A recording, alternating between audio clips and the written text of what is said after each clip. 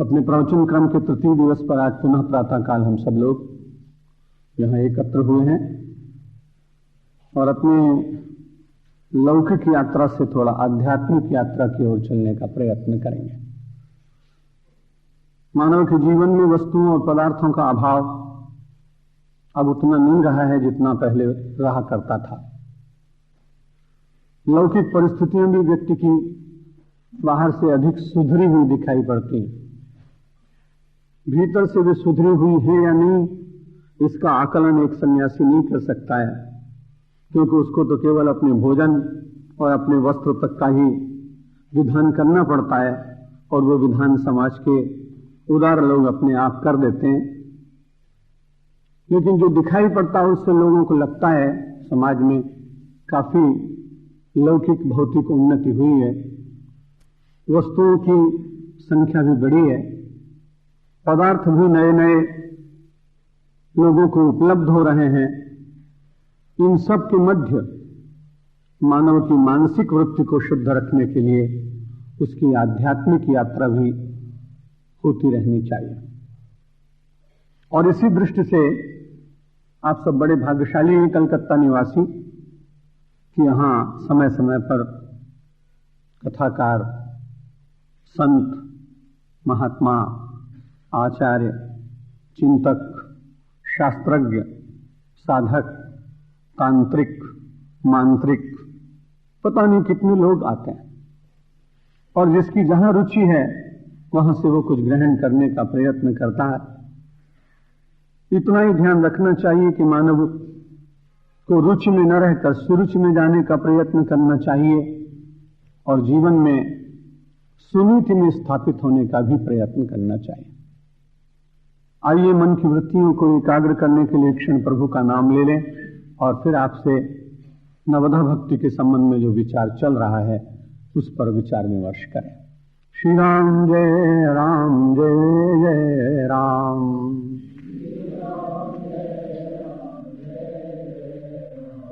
श्री राम जय राम जय जय राम।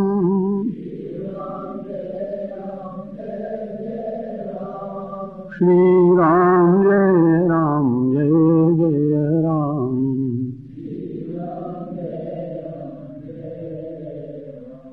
श्री राम जय राम जय जय राम।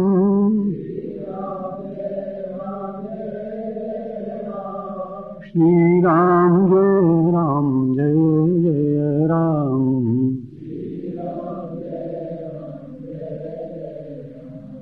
परमात्मा के प्राप्त करने के 9 मार्ग प्रसिद्ध परंपरागत चले आए। उसके बाद भी बहुत लोगों ने अनेक मार्गों का निर्माण किया है और इसलिए रामकृष्ण परमहंस कहा करते थे, जितने पथ हैं वे सभी सच हैं।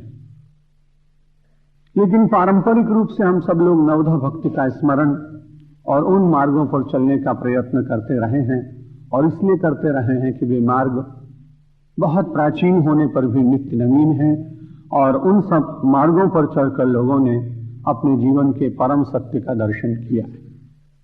2 दिन से हम सब लोग विचार कर रहे थे श्रवणम कीर्तनम विष्णु स्मरणम पाद सेवनम अर्चनम वंदनम दास्यम सख्यम आत्मनिवेदनम। ये 9 मार्ग हैं जिसको जहां रुचि होती है उन मार्ग से चलकर प्रभु को प्रसन्न कर लेते हैं। कीर्तन कैसे करना चाहिए, उसकी पूर्व भूमिका मानव मन की कैसी होनी चाहिए, इस पर मैंने कल आपसे चैतन्य महाप्रभु के चिंतन पर कुछ विचार विमर्श किया था। और जब भगवान का स्मरण किया जाता है, कीर्तन किया जाता है, तो वास्तव में उसी से रम्यता और उसी से नूतनता, उसी से श्रेष्ठता की प्राप्ति होती है। महर्षि वेदव्यास जी ने कहा, तदेव रम्यम रुचिरम नवम नवम तदेव शश्वन् मनसो महोत्सवम् तदेव शोकार्णव शोषणम नृणाम यदुत्तम श्लोक यशो नुगीयते। यशो नुगीयते, जिसमें परमात्मा के यश का अनुगीन किया जाता है, अनुगान किया जाता है। भगवान ने एक बार अर्जुन से कहा कि मैं तुमको सच कहता हूं मैं उन लोगों के पास बहुत निकट होता हूं। गायन्ति मम नामानि विचरेत मम सन्निधौ इति ब्रवीते सत्यम तस्याहम चार्जुन। हे अर्जुन, मैं उन लोगों के पास बहुत निकट होता हूं जो लोग मेरा नाम गाते हैं, कीर्तन मेरा करते हैं। गीतवा च मम नामानि, लेकिन भगवान के कीर्तन करते करते गत्वा च मम सन्निधौ, और मेरे निकट में रहकर कीर्तन करते हैं। कई बार ऐसा होता है कि मेरा मुख कीर्तन करता है, मेरे हाथ की तालियां कीर्तन करती हैं, मेरे कभी कभी लोगों को देखकर पदचाप कीर्तन करने लगते हैं, लेकिन मेरा मन जो उस कीर्तन के साथ साथ प्रभु के निकट पहुंचना चाहिए वो नहीं पहुंच पाता है। कई बार तो धर्म के क्षेत्र में, क्षमा कीजिएगा, दिखावा बहुत आ जाता है। जब लोग कहें भाई इतना उन्मत्त होकर गा रहा था, इतना प्रेम से गा रहा था, कि कई बार तो उस व्यक्ति की ऐसी क्रियाएं होती हैं कि लोगों का ध्यान उस पर आकृष्ट हो जाता है। भगवान के ऊपर ध्यान आकृष्ट न होकर सम्मेलन में और उस बड़े उत्सव में किसी व्यक्ति पर अपना पूरा ध्यान केंद्रित हो जाए, तो जिस पर ध्यान केंद्रित करने के लिए हम एकत्र हुए हैं, फिर तो बड़ी कठिनाई होगी, लक्ष्य ही कहीं दूर चला जाएगा। इसलिए भगवान श्री कृष्ण ने अर्जुन से कहा कि जो लोग भगवान का नाम गाते हैं और गाते गाते मम सन्निधौ, उनकी दृष्टि रहती कि मैं उनके निकट पहुंचूं। परमात्मा के निकट जाने के ही तो ये सारे मार्ग हैं। उनसे दूर ले जाने के लिए तो संसार की कितनी वृत्तियां मुझे और आपको खींचती ही रहती हैं। उन वृत्तियों का कोई अंत नहीं है, माया का अंत नहीं है। एक संत से किसी ने पूछा माया कितनी है, उसने कहा अनंत। फिर उसने प्रश्न पूछा कि माया अनंत क्यों है? सरल संत ने कहा क्योंकि परमात्मा अनंत है, इसलिए उसकी बनाई हुई माया भी अनंत ही होगी ना। लेकिन उस अनंत परमात्मा को प्रसन्न करने के लिए थोड़ा माया से ऊपर उठने का प्रयत्न करना पड़ता है, और ये माया निश्चित रूप से वश में होती है। और उन लोगों को वश में ना भी हो तो भी वो उस माया के वश में नहीं होते। माया उनको पकड़ नहीं पाती है। आपको संभवतः कभी स्मरण हो, मैंने अपने पूर्व प्रवचन में कहा, एक बार एक मार्ग में जाते जाते अचानक देखा बहुत लोग एकत्र हुए। कुतूहल के कारण के झगड़ा तो हो नहीं रहा है, हल्ला भी नहीं मच रहा है, महात्मा का प्रवचन भी नहीं है, तो इतने लोग खड़े क्यों चारों तरफ?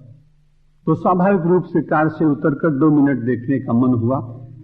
तो मैंने देखा कि एक आदमी बिल्कुल अपने सर के ऊपर, तन के ऊपर चादर ढके हुए, और उसके बाद वो अपने व्यक्ति से, छोटा सा लड़का है 10-11 वर्ष का, और उससे कुछ प्रश्न कर रहा है और बार बार उससे कहता है कि जमूरे तू बताएगा? हाँ बताऊंगा। और जो कुछ पूछता है वो जमूरा पता नहीं कैसे बताता है। मैं भी बड़े विस्मय में पड़ा। मैंने कभी सड़क पर खड़े होकर जादू का खेल देखा ही नहीं था, लेकिन 2 मिनट मन हुआ कि देख तो ले। और उसके बाद जब वो सारा खेल खत्म हो गया तो उस छोटे से बच्चे को मेरा मन हुआ कि बेचारा ये भी तो किसी माँ बाप का लड़का होगा, लेकिन इसको कितना इसके साथ घूमना पड़ता है।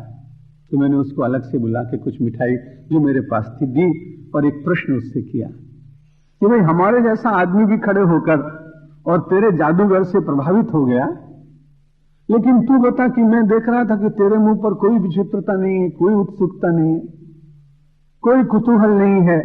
उसने कहा कि महाराज आपको मालूम नहीं, मैं इसके साथ बहुत बरस से रहता हूं, मुझे इसकी सब ट्रिक मालूम है और आपको मालूम नहीं।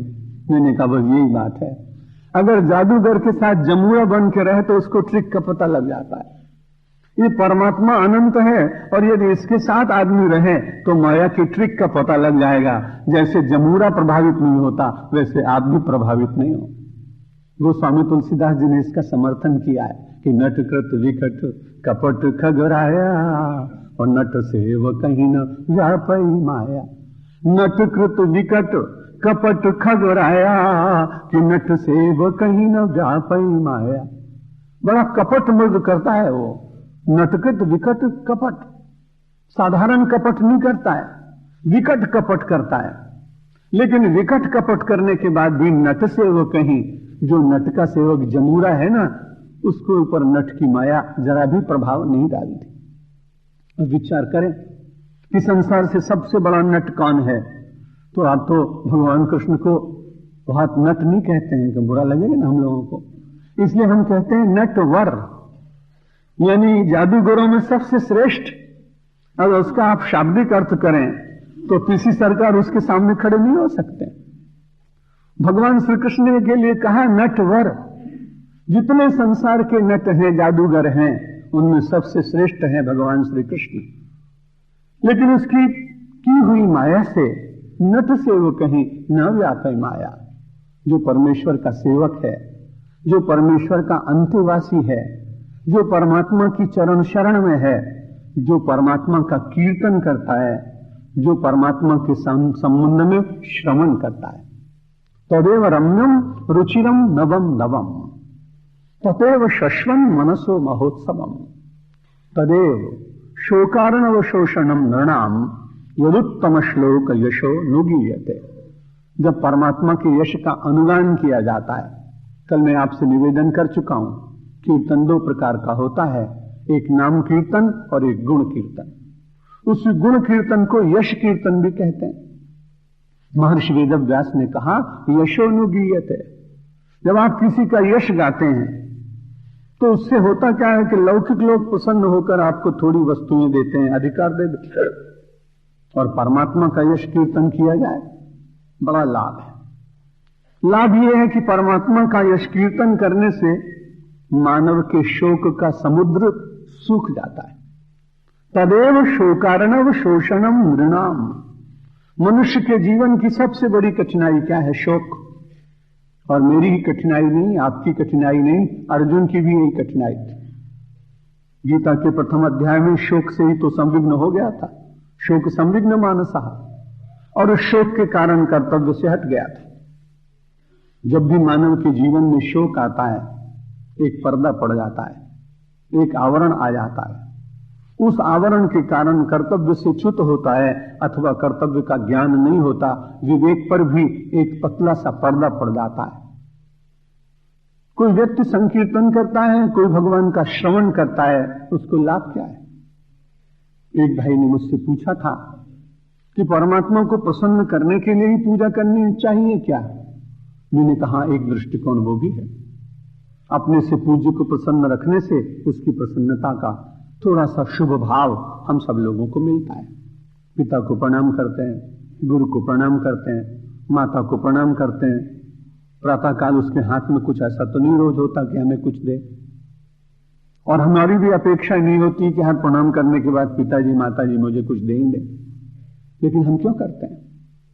वो कुछ देते हैं, और वो देते हैं अपने अंतर का शुभ भाव। और मानव के शुभ भाव की प्राप्ति ये भी एक बड़ी उपलब्धि है। लौकिक वस्तुओं की उपलब्धि तो दिखती है, लेकिन शुभकामना की उपलब्धि मानव के जीवन में जब कोई कठिन काल आता है तब उसका लाभ व्यक्ति को मिलता है। इसलिए किसी व्यक्ति ने कहा कि परमात्मा को प्रसन्न करने के लिए इतना समय रोज प्रातःकाल सायंकाल व्यतीत करने की आवश्यकता है क्या? मैंने कहा कि बात तो ठीक है, क्योंकि शास्त्र ऐसा कहते हैं, परंपरा से हम सब लोग ऐसा करते आए। लेकिन फिर भी यदि आपको ऐसा लगे और आपको ठीक न मालूम पड़े, आपका तर्क आपको ये न करने देता हो, तो भी आप चिंता मत करिए। परमात्मा की प्रसन्नता के लिए पूजा करो, ये बहुत आवश्यक नहीं, क्योंकि परमात्मा के ऊपर अप्रसन्नता देने का कोई कारण दिखाई नहीं पड़ता। जब छोटा बच्चा आपका नाराज होता है ना, तो आप उसको पुचकारते हैं, आप उसे घुमाने ले जाते हैं, और ज्यादा हाथ पैर पटकता है तो कुछ मिठाई देते हैं, उसको आश्वासन देते हैं कि तू अभी कपड़े पहनकर तैयार हो जा, मैं तुझे गाड़ी में बिठाकर भी घुमाने ले चलूंगा बाजार। वो अप्रसन्न हुआ तो उसको प्रसन्न करने के लिए 4-5 साधन, जो जिसका बालक जैसा हो उसको प्रसन्न करने के लिए वो वैसा उपाय करता है। आपके परिवार में कोई अत्यंत और प्रियजन आपसे कभी कभी नाराज होते हैं, तो उनको भी आप प्रसन्न करते हैं। सबके अपने अपने अलग ढंग होंगे, संसार में ऐसा होता है। तो कोई अप्रसन्न हो गया तो उसको प्रसन्न करने के लिए आप कुछ उपाय करते हैं। लेकिन परमात्मा अप्रसन्न है, इसलिए पूजा करनी चाहिए, ये कारण कुछ समझ में नहीं आता, क्योंकि परमात्मा की किसी कंपनी में दिवाला नहीं निकला, परमात्मा के घर में किसी का वियोग नहीं हुआ, परमात्मा संसार में कभी मरा नहीं, परमात्मा की कोई क्षति नहीं हुई, परमात्मा के ऊपर कोई प्रहार करके और उसको पराजित नहीं कर सका। इसलिए इस दृष्टि से यदि आप कोई कहे कि परमात्मा आप प्रसन्न है इसलिए उसको प्रसन्न करना है, ये बात कम जमती है। लेकिन परमात्मा के पास प्रसन्नता का इतना बड़ा आगार है, परमात्मा के पास प्रसन्नता का इतना बड़ा कोश है, परमात्मा के पास इतनी प्रसन्नता और प्रसन्नता ही भरी हुई है कि यदि उसका स्मरण करेंगे तो उसकी प्रसन्नता की एक धारा मेरी ओर चल पड़ेगी और उस प्रसन्नता का मैं भी अंशधारी बन जाऊंगा, मैं उसका भागीदार बनूंगा। इसलिए परमात्मा की पूजा करनी चाहिए। परमात्मा को प्रसन्न इसलिए करना हो कि उसको कोई अभाव है तो अभाव तो है नहीं, वो तो परमात्मा सच्चिदानंद है, और जो सच्चिदानंद परमात्मा है उसको ये सीमित मानव अपनी क्रिया से, अपने शब्दों से, अपने स्तोत्र से, अपने किसी भी कार्य से उसे प्रसन्न कर सकेगा, ये कहना बहुत कठिन। जो प्रसन्नता का समुच्चय स्वरूप ही है, हम उसकी उपासना करें तो इतना ही लाभ होगा कि हम परमात्मा के अंश होने के कारण उस प्रसन्नता में हम भी मिल जाएंगे। एक आदमी कहता है कि ये कुआं मेरा है, तो उस कुएं में से जितना पानी निकालते हैं सब लोग मिलकर निकालते हैं। एक दिन उसके मन में विचार आया कि भाई गंगा जी तो बहुत दूर हैं, इसलिए चलो मैं अपने इस कुएं में गंगा जी को ले आता हूं। अब गंगा जी को कैसे लाएगा, बड़ा श्रद्धालु व्यक्ति है। स्नान करने गया और वहां से बाहर एक बड़े पात्र में गंगा जल ले आया, और गंगा जल लाकर और उसने पूरा का पूरा गंगा जल कुएं में सब लोगों के सामने उड़ेल दिया, पंडितों से मंत्र बुलवाए, और उसकी बड़ी भावना है। गंगा तो बहुत दूर थी, लेकिन मैंने उस गंगा को आह्वान करके अपने इस कूप के भीतर प्रतिष्ठित करने का प्रयत्न किया है। अब उसकी भावना से वो सारा कूप का जल गंगामय हो जाता है। जिन लोगों के यहाँ जल कम होता है, मैं पश्चिमी देश में जाता हूं कई बार, प्रायः तो अपने साथ गंगा जल में लेके जाता हूं। स्वामी विवेकानंद भी ले गए थे, उनके जीवन चरित्र में मैंने पढ़ा। तो कभी कभी जब मेरे पास समाप्त हो जाता है तो मैं प्रवासी भारतीयों से पूछता हूं, तो प्रायः सबके यहां गंगा जल मिलता है। लेकिन जब मैं उसका उपयोग करने लगता हूं तो बड़ी नम्रता से कहते हैं, महाराज इसमें से अपने पंचपात्र में एक बूंद ही डाल लेना, क्योंकि हम लोगों के लिए तो बहुत मुश्किल है कि गंगा जल हम फिर से जल्दी जल्दी प्राप्त कर सकें। कैसी भावना! और हम सब लोग भी अपने उस पंचपात्र में एक बूंद गंगा जल डालकर और पूरे जल को गंगा जल के रूप में ही मानते हैं। ठीक इसी प्रकार से आपकी प्रसन्नता को परमात्मा की प्रसन्नता का थोड़ा सा अंश मिल जाए उसमें, तो आपकी प्रसन्नता और ईश्वर की प्रसन्नता एक हो जाए, पिता पुत्र की प्रसन्नता एक हो जाए, निर्मिति और निर्माता की प्रसन्नता एक हो जाए, जनक और पुत्र की दोनों की प्रसन्नता एक हो जाए। आप ये कह सकें कि संसार परमात्मा का है, मैं परमात्मा का हूं, जो परमात्मा का है वो मेरा है। थोड़ा सा डालकर अधिक प्राप्त करने में मानव को बड़ी प्रसन्नता होती है, और ये अधिकार भगवान ने मुझे और आपको दिया है। आप किसी बहुत बड़ी कंपनी के बहुत छोटे अंशधारी भी हों तो भी आप लोगों को कहते हैं वो मेरी कंपनी है। कोई आपसे थोड़ी पूछता कि आपके शेयर कितने उसमें, लेकिन लोगों को ये मालूम होता है कि हाँ इस कंपनी में अंशधारी तो है वो, और इसलिए आप अपने आनंद के लिए कभी कहते हैं कि ये कंपनी मेरी है, तो आपको कितनी प्रसन्नता होती। ठीक इसी प्रकार से आप इस सारे संसार में रहते हुए, ये परमात्मा का संसार है, मैं परमात्मा का हूं, इसलिए मेरा संसार में कोई विरोधी नहीं, मैं किसी का विरोधी नहीं, सबके भीतर वो परमात्मा, मेरे भीतर वो परमात्मा। इस प्रकार से जीव और ब्रह्म की एकता का अद्भुत ज्ञान करा देने की शक्ति भक्ति के भीतर है। भक्ति एक सेतु है, भक्ति जोड़ती है। एक नदी है, किनारे पर बहुत लोग खड़े, पार जाने की इच्छा है, तैर कर चले गए, नाव पर बैठ गए। एक छोटी सी चींटी के मन में विचार आया, आहा ये लोग कैसे भाग्यशाली हैं, इस सरिता को पार गए, पार करके चले गए। चींटी से किसी ने कान में कहा, तू घबराती क्यों है? देख यहां से थोड़ी दूर के ऊपर एक राजा ने बहुत बड़ा पुल बनवाया, तो उसके किनारे किनारे चुपचाप चली जाना, जहां किसी के पैर न पड़ते हों ऐसे स्थान से चले जाना। चींटी पार चली गई, लेकिन अपने पुरुषार्थ से नहीं गए। अति अपार जय सरित बार जो नृप से तू कराही, परम पिपीलिका ते पुनि पार ही जाए। गोस्वामी तुलसीदास जी ने कहा कि पिपीलिका तो परम लघु, वो चींटी तो बहुत छोटी है, लेकिन बिन श्रम पार ही जाए, बिना श्रम के ही पार चली गई। परिश्रम किया किसने? उस राजा था, उसने अपने धन का उपयोग किया। अति अपार जे सरित बर जो नृप से तू कराए। बहुत बड़ी सरिता के ऊपर यदि किसी राजा ने सेतु बना दिया तो अति पिपीलिका परम लघु बिन श्रम पार ही जाए। वो छोटी सी पिपीलिका चींटी भी पार चली जाती है। संसार सागर से पार जाना बहुत कठिन है, लेकिन ऋषियों की बड़ी कृपा रही कि उन्होंने नवधा भक्ति रूपी पुल बना दिया और हम सब छोटे छोटे चींटी के तुल्य लोग उस भक्ति के सेतु से पार जाकर परमात्मा के चरणों के निकट बैठ सकते।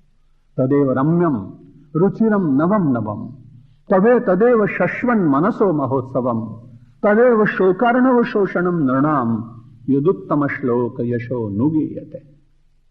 जब परमात्मा का अनुकथन किया जाता है, उनकी गाथा गाई जाती है, उनकी कथा कही जाती है, उनका कीर्तन किया जाता है, तो सबसे बड़ा लाभ जो मैंने अभी निवेदन किया कि मानव शोक के निकट होने पर भी शोक के समुद्र में डूबता नहीं तो आप विचार करिए कि कुंती माता के ऊपर कम विपत्ति आई थी क्या? हम लोग तो अपनी विपत्तियों को देखकर बहुत घबरा जाते हैं। एक आदमी मेरे पास आया, उसने कहा मेरे ऊपर बहुत विपत्ति है। मैंने कहा आप दुखी मत हो, क्योंकि आपके ऊपर इतनी विपत्ति नहीं है कि आपको किसी ने आपको अपने घर से निकाल दिया, ऐसा तो नहीं है। उसने कहा ऐसा तो नहीं है। कितना बड़ा घर है? बोला 5-7 बेडरूम है। मैंने कहा कि कुछ पैसा है, जमीन है, लेकिन फिर भी बहुत कुछ उसमें से बड़ी कठिनाई के कारण क्षति हो गई है, हानि हो गई है, दुष्टता पूर्वक किसी ने छीन लिया है। मैंने कहा कि आपके ऊपर विपत्ति आई, एक साधु से आप वर्णन कर रहे हैं, आपके प्रति बड़ी संवेदना है, लेकिन मुझे तो ऐसा लगता है कि जितनी विपत्ति श्री राम के ऊपर आई थी उतनी आपके ऊपर नहीं आई। क्योंकि रात में तो उनको मालूम था कि सवेरे मैं राजा बनूंगा, और सवेरे उनको लोगों ने मिल करके, सबने नहीं केवल एक महिला ने इतना आग्रह किया कि श्री राम को अपना घर छोड़ना पड़ा। और ये बड़ी विचित्र बात है कि जो कपड़े पहने हुए थे उन्हीं कपड़ों को पहनकर चले जाते तो भी कोई बात थी। कितना बड़ा अन्याय, कितना बड़ा दुख कि उसने कहा कि नहीं, राम युवराज के वेश में नहीं जा सकते हैं। कैकेयी ने कहा कि नहीं, अगर वो इन कपड़ों में गए तो मुझे बहुत दुख होगा, तो तुम्हारे सुख के लिए मैं क्या करूं बताओ। तो राजा दशरथ को उसने कहा कि तापसुवेशु विशेष उदासी कि 14 वर्ष राम वनवासी। उनके कपड़े उतरवा लीजिए और उनको वनवासियों के कपड़े पहनाइए। जब मैं उनको देखूंगा मुझे बहुत आनंद आएगा। कपड़े उतर गए, घर तो छिना ही लिया मैंने, राजगद्दी छीन ली, कपड़े भी उतरवा लिए। मैंने उस भाई से कहा तुम्हारे किसी ने कपड़े तो नहीं उतरवाए? उसने कहा तब तो मैं राम से ज्यादा सुखी हूं। मैंने कहा जाओ ऐसा ही चिंतन करना, दुख का विस्मरण हो जाएगा। संसार में आने के बाद कौन ऐसा है मानव बनकर आया हो जिसे प्रतिकूलता का सामना न करना पड़ा? यदि प्रतिकूलताएं आपको विचलित कर देती हैं तो हम सब लोगों के सामने आदर्श भगवान श्री राम कि वो प्रतिकूलता में विचलित नहीं हुए, मुझे भी विचलित नहीं होना चाहिए।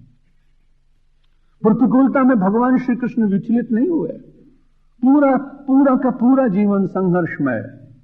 अरे अभी कोई पालने में खेल रहा हो और उसको कोई विष देने आ जाए, इससे बड़ी प्रतिकूलता क्या होती?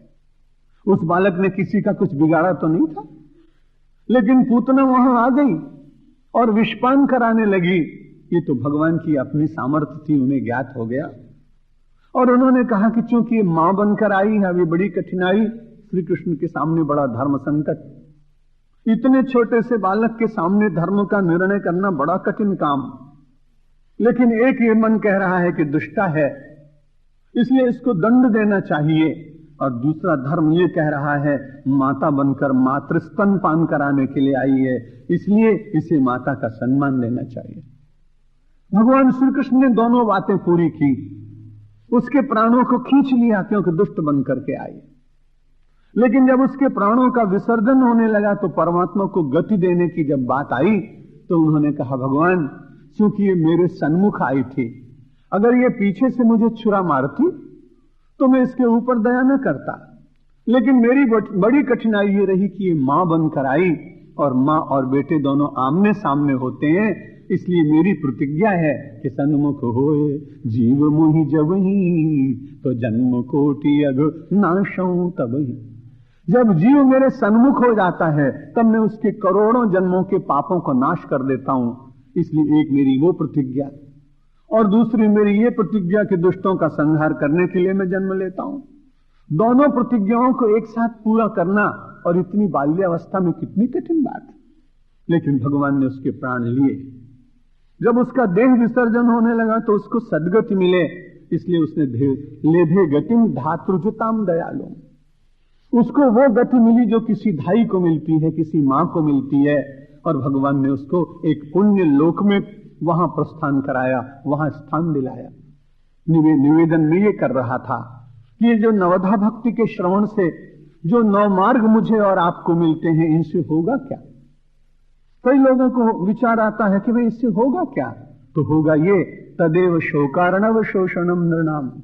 दुनिया में कोई आदमी ये कह सकता है कि मेरे ऊपर शोक नहीं आएगा, कोई आदमी ये कह सकता है कि मेरे ऊपर विपत्ति नहीं आएगी। मानव का जीवन है, पता नहीं अगले क्षण में क्या होता है। रास्ते में चलते चलते आदमी के पैर में ठोकर लग जाती है। 4 दिन पहले मैं मध्य प्रदेश में नीमच में प्रवचन कर रहा था।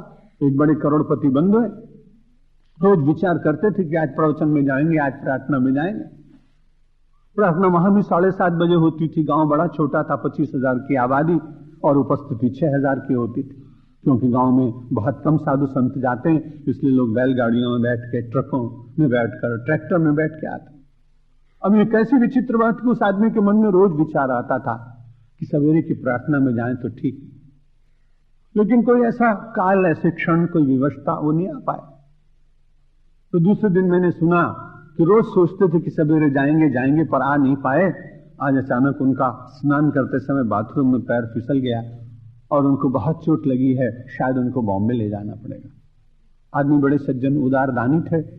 जब मैंने ये बात सुनी तो मैं ही स्वयं उनको देखने के लिए 2 क्षण के लिए समय निकाल कर गया, क्योंकि साधु का ये कर्तव्य होता है कि जब वो किसी की पीड़ा को सुने और उसमें से और तो कुछ नहीं दे सकता, पर वो आश्वासन दे सकता है, उसके साथ बैठकर 2 मीठे बोल उसे बता सकता है, भगवान के विधान पर विश्वास रखो और दुख आया है चला जाएगा, ऐसी बात वो कह सकता है। इसलिए मैं वहां गया। तो जीवन में कोई ऐसा व्यक्ति छोटा हो कि बड़ा हो, ये नहीं कह सकता है कि विपत्ति कब आएगी और कब नहीं आएगी। नवधा भक्ति का मार्ग और परमात्मा के गुणगान का मार्ग, तदेव शोकार्णव शोषणम। मानव के शोक के समुद्र को सुखा देने की शक्ति है उसमें। जब उसका गुणगान गाया जाता है तो उसमें मानव के जीवन में रम्यता आती है। कोई दुनिया में ऐसा व्यक्ति है जो वृद्ध होना चाहता हो, होना पड़ता है एक अलग बात है, लेकिन आप किसी से भी पूछें तो वार्धक्य किसी को प्रिय नहीं। दुनिया में कोई आदमी नहीं चाहता है कि उसका मकान पुराना हो, कोई आदमी नहीं चाहता है मैं पुराना हूं, कोई आदमी ये नहीं चाहता है कि मेरी वस्तुएं पुरानी हो, लेकिन सबके ऊपर वार्धक्य आता है। अगर आप उसमें हर साल रंगाई पुताई न करें तो आपके भवन का वार्धक्य 5 वर्ष में दिखाई पड़ने लगे। यदि आप अपनी सुरक्षा ठीक से न करें तो आपके ऊपर भी बहुत जल्दी वार्धक्य आ सकता है, वस्तुएं भी पुरानी पड़ सकती हैं। लेकिन नवधा भक्ति की एक बड़ी अच्छी बात कही महर्षि वेदव्यास जी ने कि जब परमात्मा का वर्णन किया जाता है, यशोनुगीयते, जब उनकी कथा करते हैं, उनका गुणगान कीर्तन करते हैं, तो एक बड़ा लाभ ये होता है, तद एव रम्यम, वही रम्यता प्रदान करता है। रुचिरम, वो बहुत रुचिर है। नवम नवम, उसमें